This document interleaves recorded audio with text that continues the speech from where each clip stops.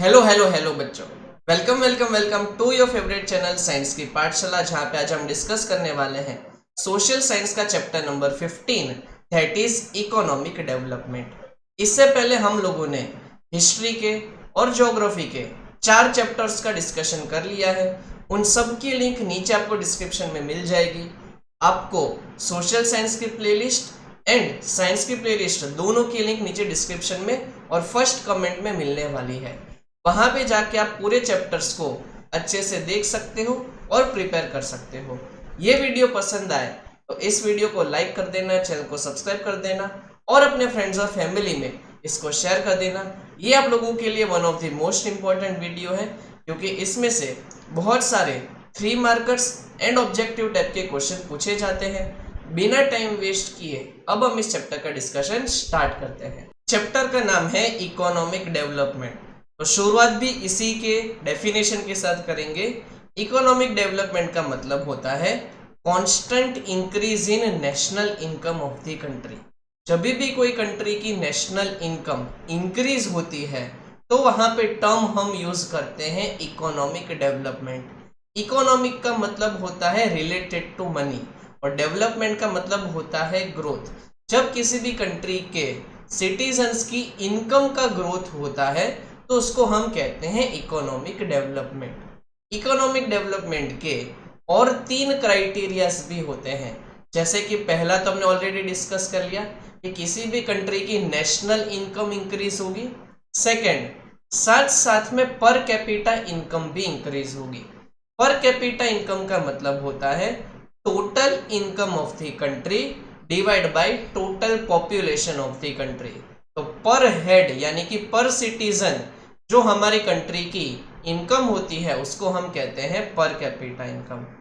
साथ साथ में जब लोगों की इनकम इंक्रीज होती है तो लोगों की लाइफस्टाइल चेंज होती है, लोगों का लिविंग स्टैंडर्ड चेंज होता है। पहले कोई मोटरसाइकिल से ट्रैवल करता था तो बाद में वो कार से ट्रैवल करेगा।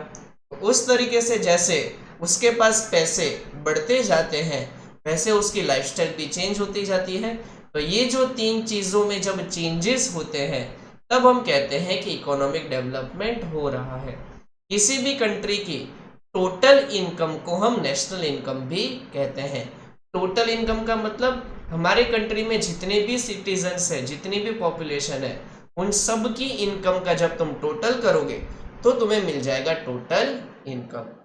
अब जैसे मैंने आप लोगों को पर कैपिटा इनकम के बारे में बताया, वही डेफिनेशन आपको यहाँ पे वापस गिवन है कि जब हम टोटल इनकम को टोटल पॉपुलेशन से डिवाइड कर देंगे तो उससे हमें मिल जाएगी पर कैपिटा इनकम।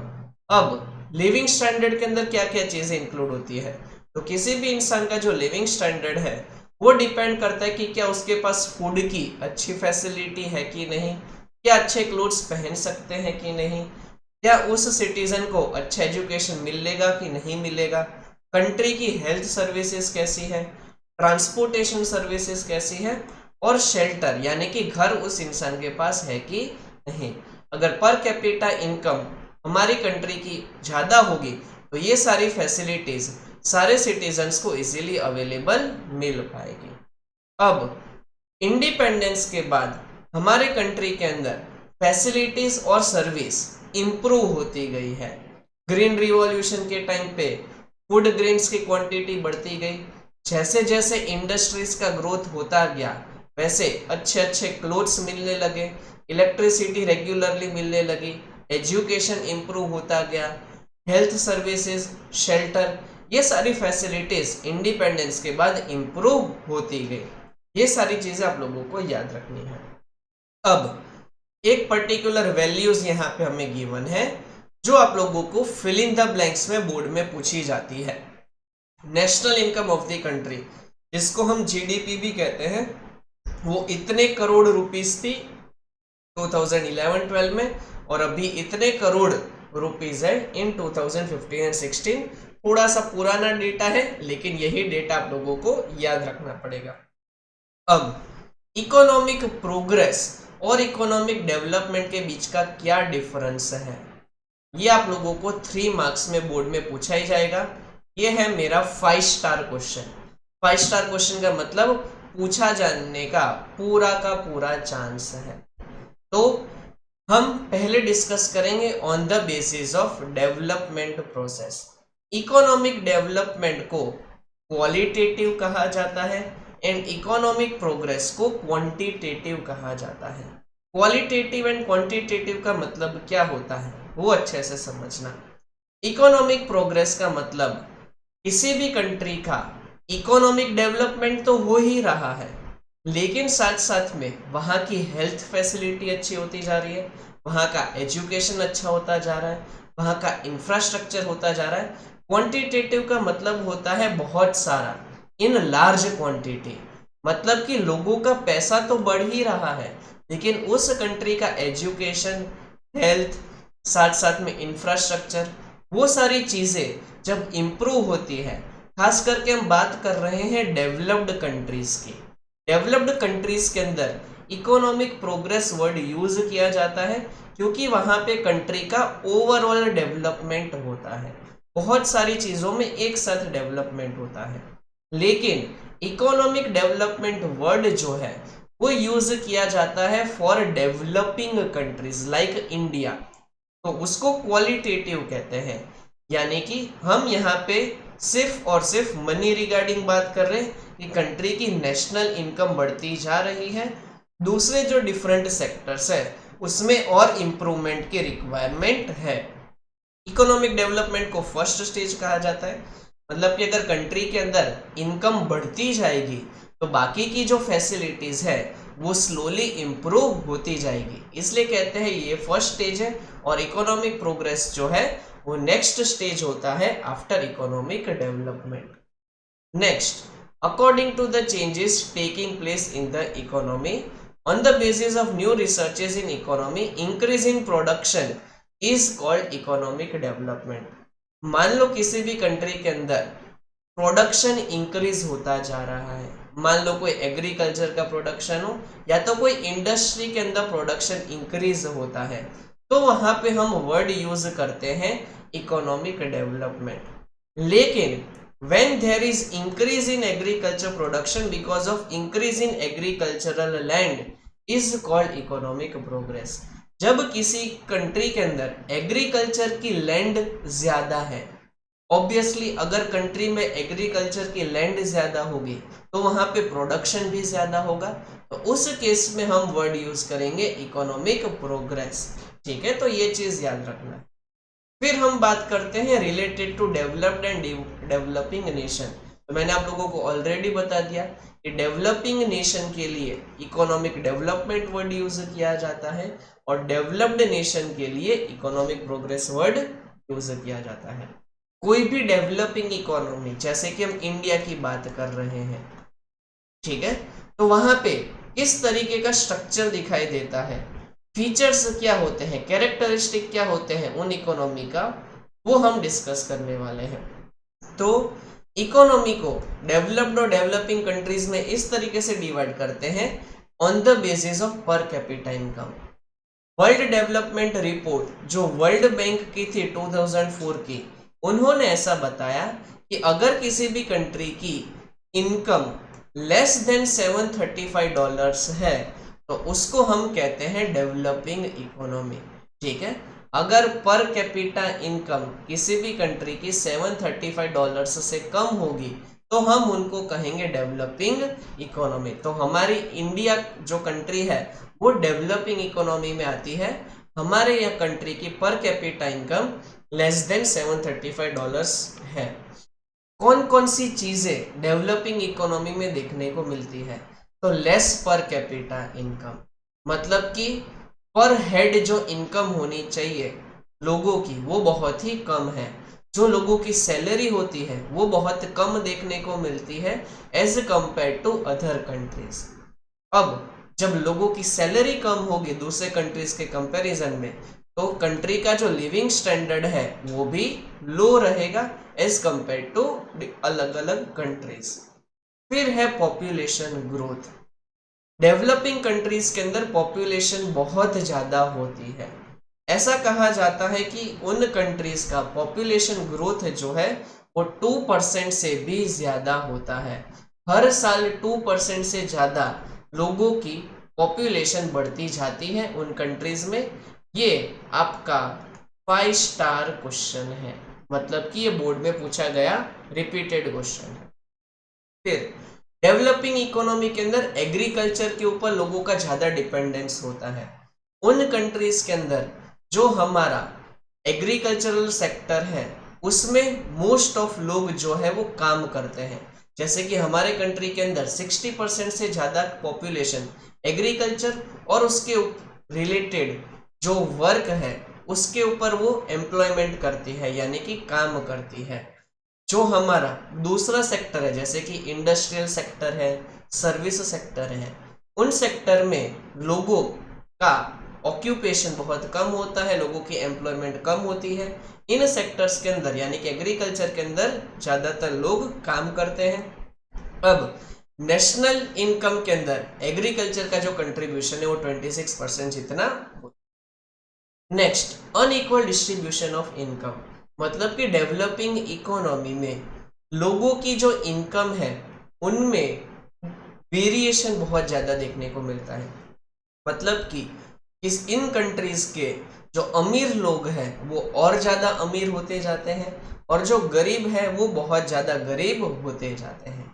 ठीक है, अनइक्वल डिस्ट्रीब्यूशन ऑफ इनकम का मतलब यही होता है कि जो रिच पॉपुलेशन है वो सिटीज में ज़्यादातर रहती है, उनकी इनकम और बढ़ती जाती है, और जो पुअर पॉपुलेशन है जो खास करके विलेजेस में रहती है उनकी पॉपुलेशन और ज़्यादा कम होती जाती है। उसको हम कहते हैं अनइक्वल डिस्ट्रीब्यूशन ऑफ इनकम। फिर इन कंट्रीज के अंदर पॉवर्टी भी लार्ज अमाउंट में देखने को मिलती है। लोगों को फूड की, क्लोथिंग की, शेल्टर की, एजुकेशन की और हेल्थ की फैसिलिटी अवेलेबल नहीं हो पाती। ऐसे कंट्रीज के अंदर लगभग 1/3 जितनी पॉपुलेशन पुअर होती है। ड्यूअल इकोनॉमी देखने को मिलती है। ड्यूअल इकोनॉमी का मतलब क्या होता है वो आपको नेक्स्ट हमारे जो टॉपिक्स है उसमें भी पता चलेगा। दो टाइप की सिस्टम होती है, एक होती है मार्केट सिस्टम और दूसरी होती है सोशलिस्ट सिस्टम। उन दोनों की मिक्स वाली जो सिस्टम होती है उसको हम कहते हैं ड्यूअल इकोनॉमी या तो मिक्स्ड इकोनॉमी। इसका मतलब क्या हुआ कि एक तरफ मान लो कि हम बात करते हैं विलेजेस की, तो विलेज के अंदर जो भी कोई अगर फार्मिंग करता है वो अभी भी पुरानी मशीनरी यूज करता होगा, ऑर्थोडॉक्स सोशल स्ट्रक्चर को फॉलो करता होगा, यानी कि पुराने रीति रिवाजों में वो बिलीव करता होगा। विलेज के अंदर जो प्रोडक्शन है एग्रीकल्चर का वो भी कम होता होगा। लेकिन अगर हम दूसरी तरफ बात करेंगे सिटीज की, तो सिटीज के अंदर आपको मॉडर्न इंडस्ट्रीज देखने को मिलेगी, ज्यादा प्रोडक्शन देखने को मिलेगा, मॉडर्न इम्प्लीमेंट्स देखने को मिलेंगे और लोग जो है वो मॉडर्न लाइफस्टाइल को फॉलो करते होंगे। मतलब कि जो विलेजेस है वहाँ का सब कुछ जो चीज़ें हैं, फार्मिंग कहो या लाइफस्टाइल कहो, वो अच्छी नहीं दिखेगी। लेकिन दूसरी तरफ सिटीज में जाओगे तो लोगों की लाइफस्टाइल भी अच्छी होगी और मॉडर्न इंडस्ट्रीज और डेवलपमेंट भी ज़्यादातर देखने को मिलेगा। उस चीज़ को हम कहते हैं ड्यूअल इकोनॉमी। फिर डेवलपिंग इकोनॉमी में इनसफिशिएंट इंफ्रास्ट्रक्चर फैसिलिटीज देखने को मिलती है, जैसे कि education, transportation, communication, electricity, health facilities, banking, ये सब उतनी अच्छी नहीं होती कोई भी डेवलपिंग कंट्रीज में, जिसकी वजह से कंट्री का जो डेवलपमेंट है वो स्लो रहता है। Form of international trade, developing countries के अंदर मोस्टली हमने देखा है कि हमारे जो इंडियन स्पाइसेस हैं, मसाले हैं, फ्रूट्स हैं, वेजिटेबल्स हैं, उसकी different countries of the world में डिमांड रहती है। तो हम मोस्टली क्या करते हैं, एग्रो प्रोडक्ट को एक्सपोर्ट करते हैं, यानी कि यहाँ से भेजते हैं। ठीक है, अब उससे क्या होगा कि हम ये जो सस्ती चीज़ें हैं, ऑब्वियसली अगर मैं आपको बात करूँ तो वेजिटेबल्स का प्राइस रिलेटिवली कम होता है, लेकिन हम जैसी कंट्रीज जो डेवलपिंग कंट्रीज होती है वो क्या करती है, बाहर से टेक्नोलॉजी को इंपोर्ट करती है। तो हम सस्ती चीज़ें भेजते हैं और महंगी चीज़ें मंगाते हैं। इस तरीके का इंटरनेशनल ट्रेड हमारे जैसी डेवलपिंग कंट्रीज में होता है। ठीक है, तो ये चीज़ आपको याद रखना है। हमारे कंट्री का जो एक्सपेंस है इंपोर्ट में वो ज़्यादा होता है। हम बाहर की कंट्री से मोबाइल मंगाते हैं, लैपटॉप मंगाते हैं, अलग अलग सॉफ्टवेयर्स मंगाते हैं, वो महंगी चीज़ें होती है, जिसकी वजह से कंट्री का जो फॉरेन डेब्ट है वो इंक्रीज होता जाता है। यानी कि कंट्री के ऊपर कर्जा जो है वो बढ़ता जाएगा अगर महंगी चीज़ें मंगाते जाएंगे। अब economic and non economic activities, ये आपका डिफरेंस बिटवीन में पूछा जाने वाला 2 मार्क्स का क्वेश्चन है जो रिपीटेडली बोर्ड में आता है।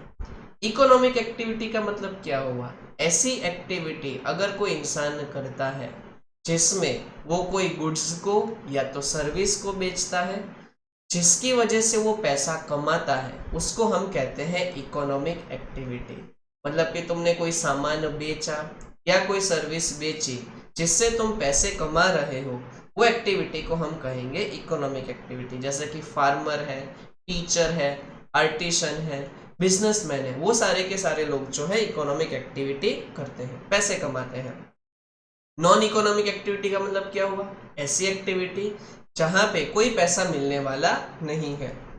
जैसे कि एक मम्मी जो है वो अपने बच्चों का ध्यान रखती है, मम्मी कोई पैसे नहीं लेती अपने चाइल्ड से, तो उस एक्टिविटी को हम कहेंगे नॉन इकोनॉमिक एक्टिविटी। वैसे ही बहुत सारे एनजीओज होते हैं, उनमें सोशल वर्कर होते हैं जिनको समाज सेवक भी कहा जाता है, जो अलग अलग टाइप की सेवा करते हैं। कुछ ओल्ड एज होम में काम करते हैं, कुछ छोटे बच्चों को एजुकेशन प्रोवाइड करने का, फूड प्रोवाइड करने का काम करते हैं। फ्री ऑफ कॉस्ट उनका काम होता है, जो कोई पैसे मांगते नहीं है।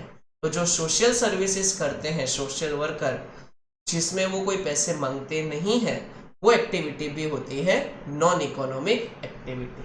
अब ये 3 मार्क्स का one of the important question है, that is a structure of Indian economy. हमारे कंट्री के जो अलग अलग ऑक्यूपेशंस और इकोनॉमिक एक्टिविटीज है, उसको हम 3 पार्ट में डिवाइड करते हैं, primary sector, secondary sector and tertiary sector. Primary sector का मतलब ऐसी एक्टिविटीज जहां पे एग्रीकल्चर या तो एग्रीकल्चर रिलेटेड एक्टिविटीज की जाती है। जैसे कि कोई फार्मर फार्मिंग तो करता ही है, लेकिन कैटल रियरिंग यानी कि कैटल्स को भी रखता है, कैटल की ब्रीडिंग भी करवाता है, फिशिंग भी करता है, पोल्ट्री फार्म यानी कि मुर्गी पालन भी करता है, अलग अलग फॉरेस्ट प्रोडक्ट को खरीदता भी है। साथ साथ में माइनिंग ऑफ रॉ मेटल्स यानी कि जो माइनिंग इंडस्ट्री जहां पे मेटल्स को निकाला जाता है सॉइल में से, वो सब कुछ होती है प्राइमरी एक्टिविटीज या तो प्राइमरी सेक्टर का ये सब कुछ पार्ट है। एग्रीकल्चर उसके रिलेटेड चीजें और माइनिंग ये एक प्राइमरी सेक्टर के अंदर इंक्लूड किया जाता है। ये जो सारा सेक्टर है उसको रॉ मटेरियल से भी जाना जाता है। ये ऐसे सेक्टर है जो रॉ मटेरियल प्रोवाइड करता है सेकेंडरी सेक्टर यानी कि इंडस्ट्रियल सेक्टर को। जैसे कि हमें शुगर बनाना है, शुगर की मिल्स होती है। अब शुगर की मिल को शुगर बनाने के लिए शुगर केन की जरूरत पड़ेगी। शुगर केन कौन से सेक्टर से आएगा? एग्रीकल्चर सेक्टर से आएगा।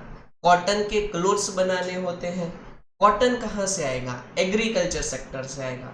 दैट मीन्स सेकेंडरी सेक्टर जो है वो प्राइमरी सेक्टर से जो मिलने वाली चीजें हैं जिसको हम रॉ मटेरियल कहते हैं, उसको यूज करके वो एक फिनिश्ड प्रोडक्ट बनाता है। That is called our secondary sector या तो इंडस्ट्रियल सेक्टर, जिसमें फैक्ट्रीज आ गया, कंस्ट्रक्शन आ गया, इलेक्ट्रिसिटी आ गया, गैस एंड वाटर सप्लाई है, सब कुछ इंडस्ट्रियल और सेकेंडरी सेक्टर का पार्ट है। फिर आता है सर्विस सेक्टर। अब सर्विस सेक्टर में मोस्टली आता है transportation, communication, trade, business, health, education, वो सारी चीजें, बैंकिंग है, इंश्योरेंस है। ठीक है, हम कोई भी चीजें ऑनलाइन मंगाते हैं, हमारे घर पे डिलीवरी हो जाती है, तो वो सब कुछ सर्विस सेक्टर का पार्ट है। एंटरटेनमेंट भी सर्विस सेक्टर का पार्ट है।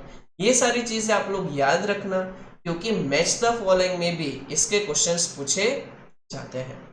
अब हमने जैसे डिस्कस किया कि डेवलपिंग कंट्रीज के अंदर एग्रीकल्चर के ऊपर लोग ज़्यादातर डिपेंडेंट होते हैं। 60% से ज़्यादा पॉपुलेशन एग्रीकल्चर के ऊपर डिपेंडेंट होती है। तो वही चीज यहाँ पे रिपीट की गई है कि प्राइमरी सेक्टर डेवलपिंग कंट्रीज के अंदर डोमिनेट करता है, मोस्ट ऑफ लोग वहीं पे एम्प्लॉयमेंट करते हैं और वहीं से नेशनल इनकम कंट्री की आती है। अब हम ऐसा देखते जा रहे हैं कि लोगों का प्राइमरी सेक्टर के ऊपर डिपेंडेंस कम होता जा रहा है, लोगों को फार्मिंग उतनी अब पसंद नहीं आ रही है। अब लोग जो है ऑक्यूपेशन के लिए शिफ्ट होते जा रहे हैं in secondary sector and tertiary sector. Next topic है फैक्टर्स ऑफ प्रोडक्शन। अगेन ये 4 मार्क्स में पूछा जाने वाला 5 स्टार क्वेश्चन है, यानी कि बोर्ड में पूछे जाने का पूरा चांस है। किसी भी कंट्री को अगर अपने प्रोडक्शन में इंक्रीज करना है, अब वो एग्रीकल्चर का भी प्रोडक्शन हो सकता है या तो इंडस्ट्रियल प्रोडक्शन भी हो सकता है, तो उसके लिए उसको 4 फैक्टर्स के ऊपर डिपेंडेंट रहना पड़ता है। Land, capital, labour and entrepreneurship. ये 4 फैक्टर्स को अब हम डिटेल में डिस्कस करने वाले हैं। किसी भी कंट्री को अगर एग्रीकल्चर करना है, फार्मर को मान लो एग्रीकल्चर करना है, या इंडस्ट्रियलिस्ट को इंडस्ट्री का सेटअप करना है, तो ऑब्वियसली लैंड की रिक्वायरमेंट होती ही है। विदाउट लैंड ना तो आप एग्रीकल्चर कर सकते हो, ना तो कोई इंडस्ट्री का सेटअप कर सकते हो। अब उस कंट्री में उस लैंड के ऊपर बहुत सारे नेचुरल रिसोर्सेस होते हैं, फॉरेस्ट, रिवर्स, माउंटेन्स, मिनरल्स, जो अर्थ के इंटीरियर में प्रेजेंट होते हैं। तो अगर उन कंट्री में ये सारी की सारी फैसिलिटीज अवेलेबल होगी तो उस कंट्री में अच्छे से एग्रीकल्चर भी होगा और उस कंट्री के अंदर इंडस्ट्रियल सेटअप भी बेटर होगा। ये लास्ट लाइन आपको याद रखनी है। लैंड को कहा जाता है नेचुरल टूल ऑफ प्रोडक्शन। ये अगेन 5 स्टार क्वेश्चन है, 1 मार्क के अंदर पूछा जाएगा। नेक्स्ट हमें चाहिए कैपिटल। कैपिटल का मतलब होता है मनी। अगर आपको एग्रीकल्चर करना है तो आपको फर्टिलाइजर लेना पड़ेगा, अच्छी क्वालिटी के सीड्स, ट्रैक्टर लेना पड़ेगा और दूसरे इक्विपमेंट्स लेने पड़ेंगे। विदाउट दैट आप एग्रीकल्चर नहीं कर सकते। वैसे ही इंडस्ट्री का सेटअप करना है तो टूल्स लेने पड़ेंगे, मॉडर्न इंस्ट्रूमेंट्स लेने पड़ेंगे, प्रॉपर्टी खरीदनी पड़ेगी, उसके अंदर इन्वेस्टमेंट करना पड़ेगा। तो विदाउट कैपिटल प्रोडक्शन नहीं हो सकता। तो ये हमारा सेकेंड फैक्टर। अब लेबर चाहिए। किसी फार्मर को ऑब्वियसली हार्ड वर्क करना पड़ेगा तो ही वहाँ पे क्रॉप्स ग्रो होंगे। वैसे ही उस इंडस्ट्रियलिस्ट को अपने वहाँ पे लेबर को रखना पड़ेगा। Labour in the sense physical work करने के लिए भी इंसान चाहिए और मेंटल वर्क यानी कि सोचने के लिए भी इंसान ही चाहिए। कुछ लोगों का ऐसा वर्क होता है कि वो टेबल पे बैठते हैं, कंप्यूटर के ऊपर काम करते हैं, वो मोस्ट ऑफ द काम जो है वो मेंटल वर्क के अंदर आता है। और कुछ ऐसे वर्कर्स होते हैं इंडस्ट्री के अंदर जो ज़्यादातर फिजिकल वर्क करते हैं। तो लेबर वाले जो इंसान होते हैं उनका मेंटल वर्क भी होता है और फिजिकल वर्क भी होता है। जैसे कि अब लेबर कौन कौन आता है, टीचर्स भी एक टाइप का लेबर करते हैं जिसमें फिजिकल भी है, मेंटल भी है। डॉक्टर्स भी होते हैं, आर्टिशंस भी होते हैं, वर्कर्स होते हैं। उन सब का जो वर्क है वो लेबर का होता है। लेबर को लिविंग फैक्टर ऑफ प्रोडक्शन कहा जाता है। ये 5 स्टार क्वेश्चन है। लैंड को कहते हैं नेचुरल फैक्टर, लेबर को हम कहते हैं लिविंग फैक्टर। नेक्स्ट है एंटरप्रेन्योरशिप। एंटरप्रेन्योरशिप का मतलब ऐसी स्किल जिसमें इंसान लैंड, कैपिटल और लेबर तीनों को कैसे यूज करना है, कौन सी लैंड खरीदनी है, कितना इन्वेस्टमेंट करना है, कितने लेबर को रखना है, उन सारी चीजों का डिसीजन लेता है सोच समझ के, अपनी स्किल का यूज करके। उस चीज को हम कहते हैं एंटरप्रेन्योरशिप। मतलब कि तीनों को कोऑर्डिनेट करने का काम जो है वो एंटरप्रेन्योरशिप के अंदर आता है और उस इंसान को हम कहते हैं एंटरप्रेन्योर। अब distribution of factors of production. हमने देखा कि लैंड, कैपिटल, लेबर और एंटरप्रेन्योरशिप ये चारों के चारों फैक्टर इंपॉर्टेंट हैं। उनका डिस्ट्रीब्यूशन कैसे होता है उसको हम डिस्कस करने वाले हैं। हमारे पास ये जो सारी की सारी चीजें हैं वो लिमिटेड क्वांटिटी में है, लेकिन हमें उसकी ज़रूरत अनलिमिटेड है। कोई भी इंसान ऐसा नहीं सोचेगा कि उसके पास कम पैसे होंगे तो चलेगा। कोई बिजनेसमैन ऐसा नहीं सोचेगा कि उसके पास कम लैंड होगी तो चलेगा। फार्मर भी ऐसा नहीं सोचेगा। तो हमारे जो वांट्स हैं वो अनलिमिटेड हैं, लेकिन ये जो सारी नेचुरल चीज़ें हैं और लिविंग फैक्टर है जैसे कि लेबर, वो हमारे पास लिमिटेड क्वांटिटी में है। तो हमें हमारी नीड्स को और वांट्स को बैलेंस करना पड़ेगा। जैसे जैसे साइंस और टेक्नोलॉजी में डेवलपमेंट होता जा रहा है, वैसे वैसे हम हमारे वांट्स को फुलफिल करते जा रहे हैं। लेकिन दूसरी चीज़ ये भी है, ये जो सारे नेचुरल रिसोर्सेज है उसकी क्वांटिटी भी डे बाय डे डिक्रीज होती जा रही है। Important order in terms of necessities. हमारे पास रिसोर्सेज अगेन लिमिटेड क्वांटिटी में है, लेकिन हमें हमारे वांट्स को सेटिस्फाई करना पड़ता है। तो हम उन रिसोर्सेज को यूज करते हैं रेगुलर बेसिस पे। ठीक है, लिमिटेड रिसोर्सेज, वापस से सेम चीज रिपीट हो रही है। हम इसको डिस्कस ज़्यादातर नहीं करेंगे क्योंकि सेम चीज़ें रिपीट होती जा रही है और ये बोर्ड के लिए उतना इम्पोर्टेंट टॉपिक नहीं है। जो हमारे पास लिमिटेड क्वांटिटी में रिसोर्सेज हैं उसका हमें अल्टरनेटिव यूज ढूंढना पड़ेगा। अल्टरनेटिव यूज का मतलब क्या हुआ, जैसे कि हमारे कंट्री में अगर हम बात करें तो इलेक्ट्रिसिटी के लिए अब हम क्या यूज करते हैं, सोलर पैनल्स यूज करते थे। पहले उतना यूज नहीं होता था। अब आपने सोचा होगा, सुना होगा कि ऐसी कार बनने वाली है जो पानी से चलेगी, हाइड्रोजन से चलेगी। तो हमें पता है कि कोल का प्रोडक्शन और दूसरी चीज़ों का प्रोडक्शन कम होने वाला है, ख़त्म होते जाएंगे। पेट्रोल डीजल कुछ सालों के बाद मिलेगा नहीं। तो उसकी जगह पे हम कौन सी चीज़ों को यूज़ कर सकते हैं, उसको हम कहते हैं हमारा अल्टरनेट यूज़। तो उसके ऊपर ज़्यादातर ध्यान देने की ज़रूरत है। नेक्स्ट टॉपिक है मेथड ऑफ एलोकेटिंग रिसोर्सेज।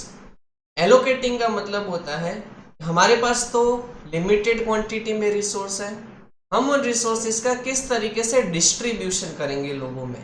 दो तरीके की सिस्टम होती है, एक होती है मार्केट मैकेनिज्म सिस्टम की तरीके से, दूसरा होता है सोशल सिस्टम के तरीके से। मार्केट सिस्टम को फॉलो किया जाता है अमेरिका, जापान और इंग्लैंड जितने जैसे डेवलप्ड कंट्रीज के अंदर। उन इकोनॉमी को कैपिटलिस्ट इकोनॉमी या तो कैपिटलिस्ट सिस्टम कहा जाता है। इस तरीके से रिसोर्सेज का डिस्ट्रीब्यूशन होता है कि कंपनी के अंदर कहो या तो कंट्री के अंदर कहो, कैपिटल बढ़ना चाहिए, मतलब कि प्रॉफिट बढ़ना चाहिए। उनका जो मकसद होता है वो यही होता है कि कंपनी का और कंट्री का फायदा हो। मैक्सिमम प्रॉफिट कंट्री को मिलना चाहिए, कंपनी को मिलना चाहिए। तो वहाँ पे रिसोर्सेज का इस तरीके से डिस्ट्रीब्यूशन होता है। वहाँ पे जो गवर्नमेंट है उनका इकोनॉमिक पॉलिसी में कोई रोल नहीं होता। लोग उसी जगह पे इन्वेस्ट करते हैं जहाँ पे उनको प्रॉफिट दिखाई देता है। ये 3 मार्क्स में पूछा जाने वाला one of the most important question है। ये कंट्रीज के नाम याद रख लेना, क्या उसका सेकंड नेम है वो, और वो लोग किस चीज को ध्यान में रखते हैं, तो सिर्फ और सिर्फ प्रॉफिट को ध्यान में रखते हैं। इन कंट्रीज में कंपटीशन बहुत ज्यादा इंपॉर्टेंट रोल प्ले करता है।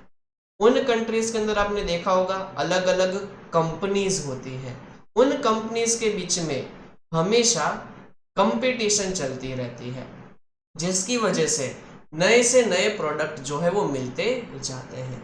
उन कंट्रीज के अंदर प्रोडक्शन भी बहुत ज़्यादा होता है। जो डेवलप्ड कंट्रीज है वो लार्ज अमाउंट में एग्रीकल्चर को और साथ साथ में इंडस्ट्रियल प्रोडक्ट को वहाँ पे प्रोड्यूस करती है। उनका ध्यान मैक्सिमम प्रॉफिट में भी होता है।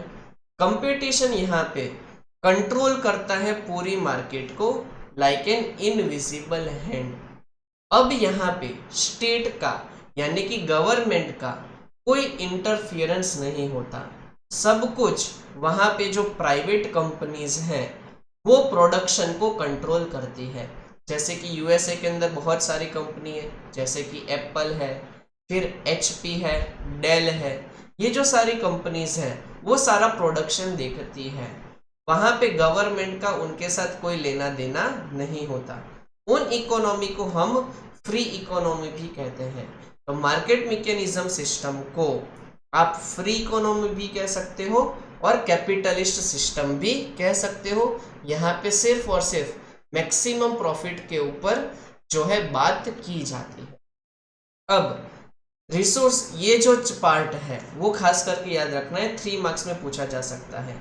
यहाँ पे जितने भी रिसोर्सेस हैं उसका जो ओनर है वो कोई प्राइवेट हो सकता है, प्राइवेट कंपनी हो सकती है, या तो कोई इंडिविजुअल हो सकता है। प्रॉफिट को हमेशा ध्यान में रखा जाता है। ऐसी चीजों को प्रोड्यूस करो जिससे मैक्सिमम प्रॉफिट हो। एप्पल ऐसे मोबाइल फोन बनाएगा जिससे मैक्सिमम प्रॉफिट हो। एचपी, डेल ऐसे लैपटॉप्स बनाएगा, ऐसे कैमरास बनाएगा, ठीक है, वेब कैमरास भी बनाते हैं वो लोग, ऐसी चीजें बनाएगा जिससे उनको मैक्सिमम प्रॉफिट मिले। कंज्यूमर्स के पास अच्छी अपॉर्चुनिटी होती है अच्छे चॉइसेस की।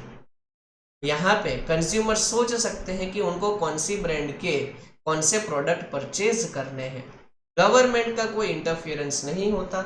डिस्ट्रीब्यूशन रिसोर्सेज का इसी तरीके से होता है कि मैक्सिमम प्रॉफिट हो, और यहाँ पे महंगी से महंगी चीजें दी जाती है जिससे प्रॉफिट मिले। और इकोनॉमिक डिसीजन जो है वो प्राइस मैकेनिज्म को देखकर ध्यान में रखे जाते हैं। इसके बेनिफिट्स क्या है? पैसे कमाना कोई बुरी बात नहीं होती, ठीक है। Economic freedom of individual is protected in market system. Resources of production are utilised to the greatest extent efficiently. आपने देखा होगा कि जो प्राइवेट कंपनी है वो रिसोर्सेज का अच्छे से यूज करती है और एफिशिएंटली यूज करती है। एबंडेंट प्रोडक्शन होता है, लार्ज क्वांटिटी में सारी चीजें प्रोड्यूस की जाती है। एक दिन में हजारों कार बनती होगी, हजारों मोबाइल फोन बनते होंगे एक फैक्ट्री के अंदर। साथ साथ में नए नए एक्सप्लोरेशन यानी कि रिसर्चेस भी इसके अंदर किए जाते हैं, और क्वालिटी भी अच्छी मिलती है कंपटीशन की वजह से। अगर कोई कंपनी लो क्वालिटी का प्रोडक्ट बेचेगी तो कंपटीशन की वजह से उसका कोई प्रोडक्ट बिक नहीं पाएगा, इसलिए उसको अपनी क्वालिटी इंप्रूव ही करनी पड़ेगी। अब इसके कुछ नुकसान भी है, जैसे कि प्रॉफिट कमाने के लिए ऐसी कंपनीज जो है वो लग्जरियस कमोडिटीज ही बेचती है, जैसे कि महंगे महंगे मोबाइल फोन, महंगे महंगे ज्वेलरीज, महंगे महंगे वॉचेस, ऐसी चीजें वो बनाएगी और बेचेगी जिससे मैक्सिमम प्रॉफिट वो अर्न करे। वो कोई एग्रीकल्चर वाली चीजें नहीं बनाएगी, क्योंकि एग्रीकल्चर वाली चीजें पे उतना प्रॉफिट मिलता नहीं है। वो ज्यादा से ज्यादा नेचुरल रिसोर्सेस को एक्सप्लॉइट करेगी, ज्यादा से ज्यादा वुड यूज कर सकते हैं वो लोग, ज्यादा से ज्यादा मिनरल्स निकालेंगे सॉइल में से, तो उसकी वजह से नेचुरल रिसोर्सेस का वेस्ट हो सकता है। कंज्यूमर को एक्सप्लॉइट किया जाता है कई बार, फेक एड दिखा के, गलत न्यूज दिखा के वो लोग कंज्यूमर को एक्सप्लॉइट कर सकते हैं। इनकम की डिस्पैरिटी ज़्यादा देखने को मिलती है। जो कंपनी का मालिक होता है उसकी सैलरी बहुत ज़्यादा होती है, लेकिन जो वर्कर्स होते हैं उनकी सैलरी उतनी नहीं होती। तो उन कंपनीज के बीच में सैलरी का जो डिस्ट्रीब्यूशन होता है वो अनइक्वल होता है। मोनोपोली बहुत ज़्यादा देखने को मिलती है, जैसे कि पहले आपने नोटिस किया होगा कि हर मोबाइल फ़ोन के साथ चार्जर आता था, अब ऐसा नहीं होता है। एक बेसिक फ़ोन के अंदर चार्जर आ जाता है, लेकिन अगर आप महंगे फ़ोन लेते हो तो वो लोग चार्जर भी प्रोवाइड नहीं करते। उस चीज़ को कहा जाता है मोनोपोली, यानी कि मनमानी। जो ऐसी बड़ी बड़ी कंपनीज हैं वो बिजनेस करने के लिए अपनी मनमानी करती रहती है। इसकी जो ऑपोजिट सिस्टम है वो है सोशलिस्ट सिस्टम, जो चाइना और रशिया में देखी जाती है। यहाँ पे सारी चीज़ों का जो कंट्रोल है वो गवर्नमेंट के पास होता है। हमने मार्केट सिस्टम में देखा कि सारी की सारी चीजें प्राइवेट कंपनीज ओन करती थी, यहाँ पे रिसोर्सेज जो है वो गवर्नमेंट ओन करती है। यहाँ पे प्रॉफिट को ध्यान में नहीं रखा जाता, सोशल वेलफेयर यानी कि लोगों को अच्छा लगे, लोगों का भला हो, ऐसी चीजों को प्रोड्यूस किया जाता है। फार्मिंग भी वो कंट्री ओन करती है, यानी कि फार्मर्स की भी हेल्प वो कंट्री के जो प्राइम मिनिस्टर है, प्रेसिडेंट है, उनकी गवर्नमेंट है, वो हेल्प करते हैं फार्मर्स को भी।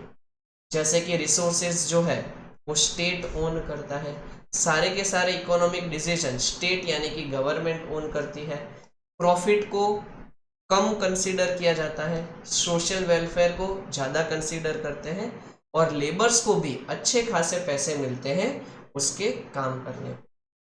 अब यहाँ पे प्रोडक्शन उतना इंक्रीज नहीं होता as compared to market system, क्योंकि गवर्नमेंट सारी चीज़ें ओन करती है, वो प्राइवेट इंडिविजुअल की तरह ज़्यादा प्रोडक्शन नहीं कर पाते। अब जो चीज़ गवर्नमेंट ओन करती है उसमें ज़्यादा कंपटीशन भी नहीं होता, इसकी वजह से उसके ऊपर कोई ज़्यादा रिसर्च भी नहीं होता, इंडिविजुअल फ्रीडम नहीं मिलती, साथ साथ में गवर्नमेंट के इंटरफियरेंस की वजह से प्रोडक्शन भी कम होता है। हमारी जो कंट्री आती है वो आती है मिक्स्ड इकोनॉमी के अंदर, यानी कि it is a mixture of market system and socialist system. कुछ चीजें गवर्नमेंट ओन करेगी, कुछ चीजें प्राइवेट कंपनी ओन करेगी। जैसे कि इंडिविजुअल या प्राइवेट जो चीजें हैं, जैसे कि एग्रीकल्चर है, ट्रेड है, स्मॉल कंज्यूमर गुड इंडस्ट्रीज है, ये सब कुछ इंडिविजुअल या तो प्राइवेट ओनरशिप के अंदर आता है। लेकिन गवर्नमेंट क्या क्या चीजें ओन करती है, तो हैवी इंडस्ट्रीज, फैक्ट्रीज, डिफेंस के मटेरियल्स गवर्नमेंट बनाती है, रेलवेज वो गवर्नमेंट के अंडर में आता है, इलेक्ट्रिसिटी, रोड्स, इरिगेशन, जो बड़ी बड़ी चीजें हैं, जो बेसिक चीजें हैं, वो अभी भी गवर्नमेंट ओन। तो यहाँ पे गवर्नमेंट के पास कुछ चीजों का कंट्रोल होता है, कुछ चीजों का कंट्रोल प्राइवेट कंपनीज के पास होता है। ऐसे टाइप की इकोनॉमिक सिस्टम को कंट्रोल्ड इकोनॉमिक सिस्टम भी कहा जाता है। ये इंडिया, फ्रांस, इंग्लैंड जैसी कंट्रीज के अंदर फॉलो किया जाता है। गवर्नमेंट जो है वो फार्मर को सब्सिडी भी प्रोवाइड करती है और लोगों को टैक्स देने से भी रिलैक्स करती है। सो यहाँ पे हमारा ये चैप्टर फिनिश होता है। नेक्स्ट वाला पार्ट आप लोग सिर्फ एक बार रीड कर सकते हो, इसमें से ज़्यादातर क्वेश्चन वैसे पूछे नहीं जाते हैं। आई होप आप लोगों को सब कुछ परफेक्टली समझ में आ गया होगा। फिर भी कोई डाउट है तो आप मुझे नीचे कमेंट सेक्शन में पूछ सकते हो। नेक्स्ट वीडियो में हम कोई एक नया चैप्टर डिस्कस करेंगे। Until then, goodbye and have fun.